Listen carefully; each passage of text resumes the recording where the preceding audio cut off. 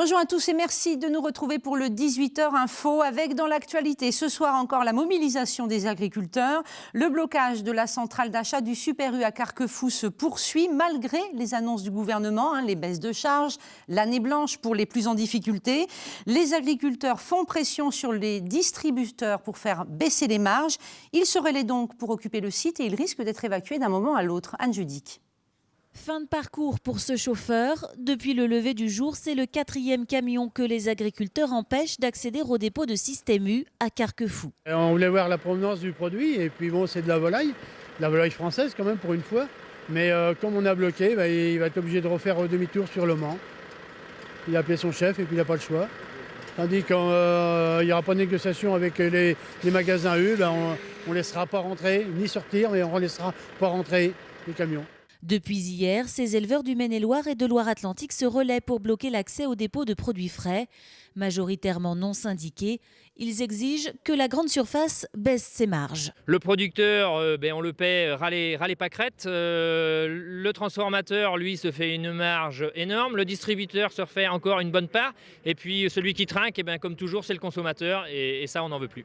L'annonce d'une baisse des charges par Manuel Valls hier n'a convaincu personne. Une année blanche pour les élevages en grande difficulté, j'ai envie de dire, c'est uniquement repousser leur arrêt, mais c'est pas ça qui va les sauver, quoi. Ils sont 200 à se relayer ici toutes les 8 heures en attendant l'expulsion.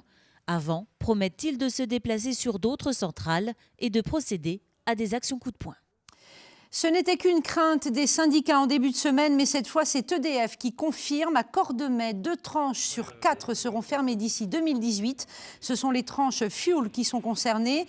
Cordemais ne conserverait que ses tranches charbon pour cause de surcapacité de production. En gros, les tranches fuel ne fonctionnent pas assez souvent. Les syndicats parlent de 200 emplois en interne et 400 chez les sous-traitants qui seraient menacés.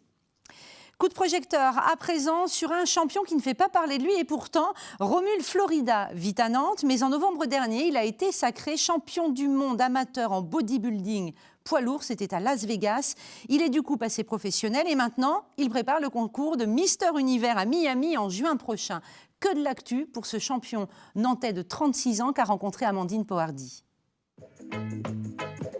Ce matin, Romul Florida commence par soulever 50 kilos, une bagatelle pour ce colosse qui a déjà fait 5 heures de musculation la veille. Son amour pour le culturisme commence il y a 16 ans par un simple pari. J'avais un ami à moi, lui il faisait de la muscu déjà, et il était plus développé que moi on va dire. Et un jour on a pris le pari comme ça, il m'a dit ouais, je lui ai dit je suis sûr qu'en un mois je te rattrape. Il a dit non c'est impossible. Et c'est de là que j'ai commencé à me renseigner, à étudier.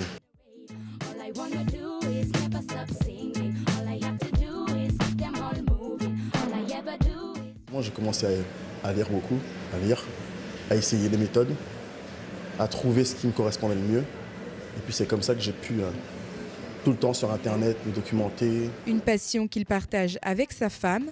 Audrey l'accompagne depuis 13 ans dans son aventure. En vivant avec lui, c'est là qu'on comprend plus l'intérêt de ce sport. C'est beaucoup de travail sur soi-même, c'est un dépassement de soi, c'est énormément d'investissement, beaucoup de contraintes plus que dans d'autres sports. Et du coup, au fur et à mesure, on comprend le sport et je m'y suis adaptée, je m'y suis intéressée et c'est vrai qu'aujourd'hui, je suis passionnée comme lui.